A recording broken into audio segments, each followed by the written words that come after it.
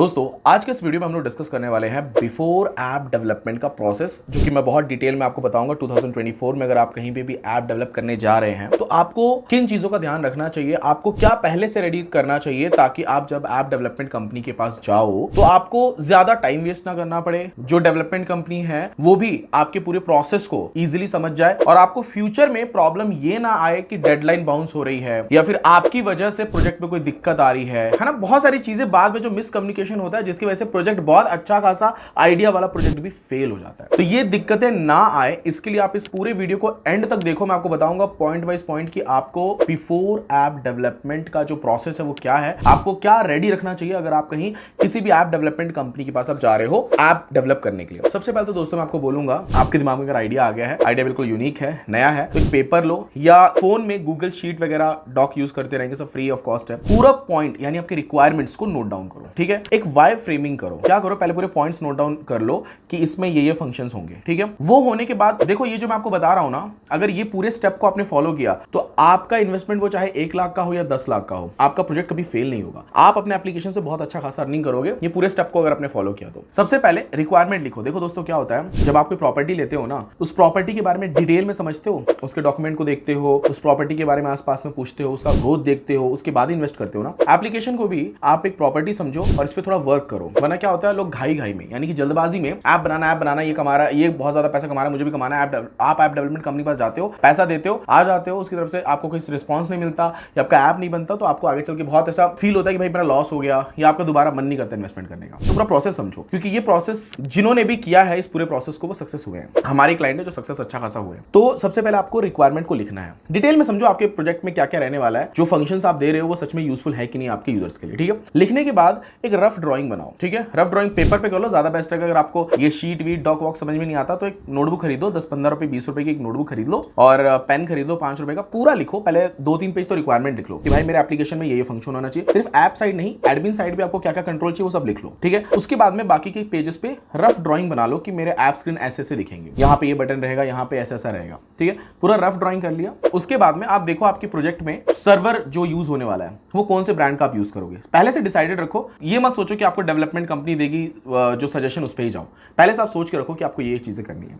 आपका जो सर्वर का डिपेंडेंसी है, जो आपके एप्लीकेशन के ऊपर जो भी सर्वर यूज होने वाला है उसके बारे में थोड़ा रिसर्च करो। आप अपने प्रोजेक्ट को कौन सी टेक्नोलॉजी पे बनाने वाले हो इसके बारे में रिसर्च करो कि कौन सा लेटेस्ट ट्रेंड चल रहा है। ऐसा ना हो कि बाद में आपका जब आपने एप्लीकेशन डेवलप कर लिया तब आपको ऐसा पता चल रहा है कि यार ये तो मतलब एंड होने वाली टेक्नोलॉजी है, उसके ऊपर आपने ऐप डेवलप कर लिया, बाद में मेंटेनेंस ज्यादा देना पड़ेगा, डेवलपर्स मिलेंगे नहीं, आपको प्रॉब्लम आएगा। तो टेक्नोलॉजी के बारे में सोचो कि कौन सा टेक्नोलॉजी बेस्ट है। मैं आपको सजेशन दूंगा, फ्लटर फ्रंट एंड के लिए यूज करो, फ्रेमवर्क बहुत अच्छा है, डार्ट प्रोग्रामिंग लैंग्वेज, और बैक एंड के लिए आप नोड.जेएस यूज करो, सर्वर के लिए आप डिजिटलओशन कर लो या फिर AWS, ये मेरा सजेशन है। बाकी आप अपने हिसाब से और भी सर्वर, अगर आपको AWS डिजिटलओशन समझ में नहीं आता, आप खुद भी थोड़ा बहुत मेंटेन करना चाहते हो तो आप होस्टिंगर वगैरह बाकी अदर थर्ड पार्टी जो सर्वर कंपनीज है आप चूज कर सकते हो। थोड़ा बहुत इसको रिसर्च करो। टेक्नोलॉजी जो मैंने बताई है ये बेटर टेक्नोलॉजी। अगर आपको ऐसे लगता है कि ये टेक्नोलॉजी नहीं, आप PHP जावा इन सब में जाना चाहते हो, पाइथन में जाना चाहते हो, तो उसमें भी आप जा सकते हो, ठीक है। डेटाबेस के लिए मैं प्रेफर करता हूं कि आप MySQL यूज करिए, बहुत बेस्ट है। आपको अगर वैसे भी अदर आपको जैसे MongoDB हो गया, MariaDB हो गया, ऐसे अदर भी अगर आपको डेटाबेसेस के बारे में समझ है तो आप दूसरा भी यूज कर सकते हो। मेरे जो सजेशन है वो मैं आपको इस वीडियो में दे रहा हूं। आपने टेक्नोलॉजी चूज कर लिया, आपने सर्वर चूज कर लिया, उसके बाद नेक्स्ट स्टेप आता है कि आपके एप्लीकेशन में क्या थर्ड पार्टी कोई API यूज होने वाली है। अगर आपके एप्लीकेशन में कोई थर्ड पार्टी API का यूज है यानी थर्ड पार्टी पे डिपेंडेंसी है, तो उस थर्ड पार्टी API के बारे में डिटेल में समझो कि क्या फ्यूचर में उस थर्ड पार्टी जो API जो आपको प्रोवाइड कर रहा है उसकी डिपेंडेंसी की वजह से कहीं आपके एप्लीकेशन में कुछ प्रॉब्लम्स तो नहीं आएंगी, इसके बारे में डिटेल में समझ लो। अब थर्ड पार्टी APIs क्या हो सकती है मैं आपको बताता हूं। जैसे मान के चलो आपके एप्लीकेशन पे अगर आपने एक फैंटेसी ऐप बनाया, वहां पे जो डेटा आता है वो जो ब्रांड्स है थर्ड पार्टी API वहां पे इंप्लीमेंट होता है,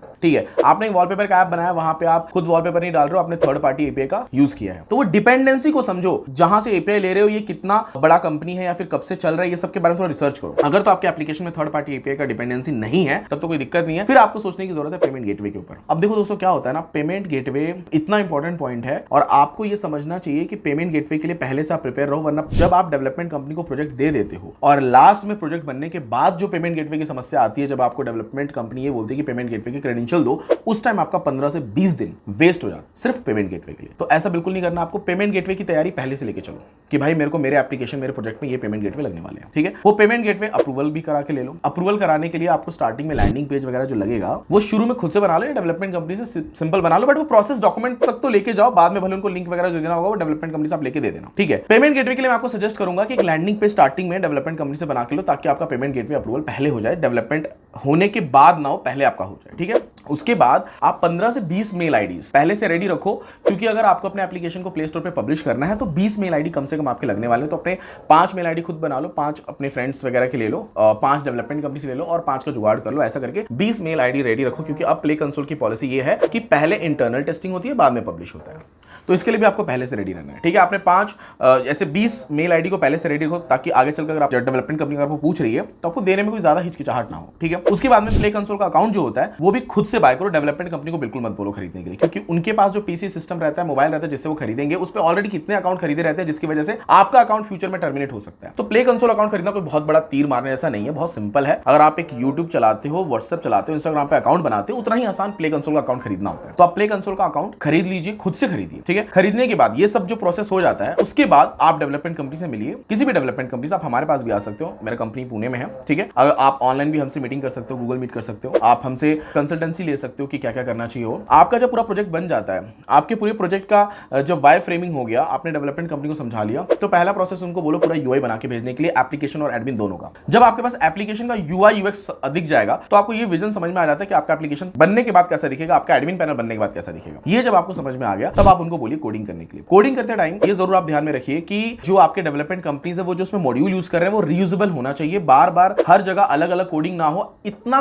क्लीन कोडिंग होना चाहिए। आप डेवलपमेंट कंपनी को समझाओ कि इतना क्लीन कोडिंग होना चाहिए कि फ्यूचर में अगर आप उनसे सोर्स कोड लेके किसी दूसरी डेवलपमेंट कंपनी को देते हो, तो वहां पे आपको प्रॉब्लम नहीं आनी चाहिए। ये सारी चीज आप उनको पूरा गाइडेंस दो, अपनी जिस भी डेवलपमेंट कंपनी पर आप जा रहे हो, ठीक है। उनको बताओ कि मेरे को इतना क्लीन कोडिंग चाहिए। अगर तो आपका एप्लीकेशन कस्टमाइज, अगर आप अच्छा खासा बजट पे कर रहे हो, तो मुझे ऐसा लगता है कि सोर्स कोड आपको लेना चाहिए, ताकि फ्यूचर में कोई प्रॉब्लम ना हो, डिपेंडेंसीज ना हो। वो सारा सोर्स कोड अपनी गिटहब अकाउंट पे रखो। गिटहब अकाउंट बनाना कोई बहुत बड़ी बात नहीं है, जितना आप गूगल का अकाउंट बना लेते हो वैसे गिटहब का अकाउंट बना लो, और गिटहब के अकाउंट पे अपना रैपो क्रिएट करो। और ये सारी चीजें के लिए मैं एक अलग से वीडियो बना दूंगा, अगर आपकी इस वीडियो पे ज्यादा कमेंट्स आए तो गिटहब पे सारे कोड्स को रखो, सेफ रहता है, ठीक है। जब आपका पूरा एप्लीकेशन बन जाता है, तो मैं सजेस्ट करूंगा कि कम से कम 20 दिन तक खुद से टेस्टिंग करो। 20 दिन एक्स्ट्रा टाइम लेके चलो, जो भी डेडलाइन है 20 दिन आप आगे लेके चलो, और खुद से पहले टेस्टिंग करो। टेस्टिंग करने के बाद जब आपको ऐसा लगता है कि यस मेरा प्रोजेक्ट बिल्कुल सक्सेसफुल है, अच्छा है मेरा, और इंटरनल टेस्टिंग भी जब तक प्ले स्टोर पे हो जाएगी उस 20 दिन में, वो 20 दिन प्ले स्टोर भी ले रहा है, आप भी 20 दिन खुद से टेस्ट करो, एप्लीकेशन को पूरा टेस्ट करो, अच्छे अच्छे कंटेंट डालो, और अपने एप्लीकेशन को डेकोरेट करो। थोड़ा सा घर बनने के बाद हम इंटीरियर कराते हैं ना, मतलब हमारा घर सुंदर दिखे, वैसे अपने एप्लीकेशन को थोड़ा डेकोरेट करो। डेकोरेट करने के बाद सब आपने अच्छे से कंटेंट डाल दिया, अब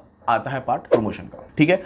मैंने तो बस थंबनेल में ये लिखा था कि एप्लीकेशन डेवलपमेंट के पहले आपको क्या क्या करना चाहिए, बट मैं पूरा प्रोसेस आपको बता दे रहा हूं। जब आपका प्रोसेस आता है प्रमोशन का, तो बिल्कुल हिचकिचाना नहीं है। अगर आप खुद से कर सकते हो, फेसबुक ऐड, गूगल ऐड चला सकते हो, तो बिल्कुल संकोच मत करो, गूगल ऐड लगा दो, फेसबुक ऐड लगा दो। और देखो, गूगल ऐड लगाना, फेसबुक ऐड लगाना कोई बहुत बड़ा तीर मारने जैसा नहीं होता है।